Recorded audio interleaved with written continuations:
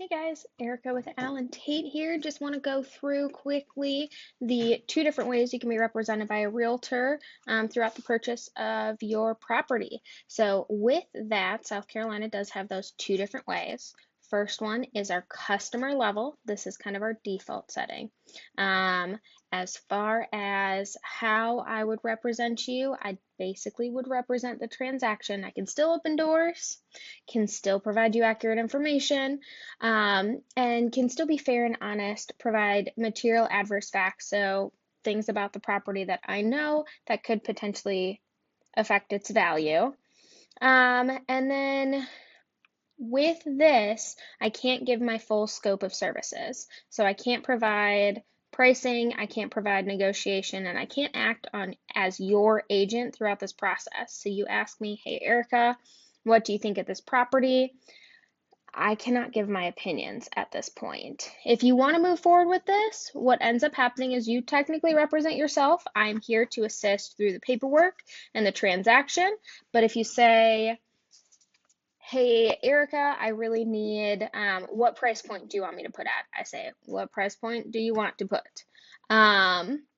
If you want to take that step further, which most people end up doing, they become what's called a client. And at that point, I have my full set of responsibilities to you, which includes, but is not limited to, obedience, loyalty, disclosure, confidentiality, accounting, and reasonable skill and care.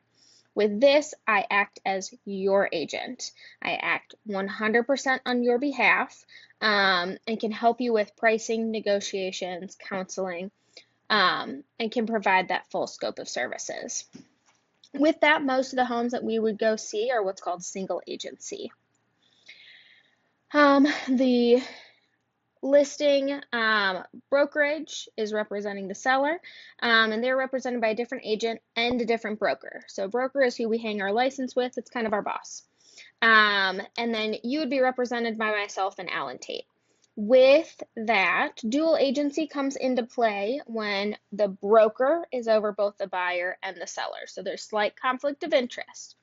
Disclosed just means it's myself or my team.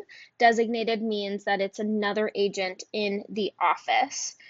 With that, there's some conflict of interest, but overall, I tell you up front, we can talk through it, and what your options are at that time. No matter what, it's your choice on how you choose to be represented.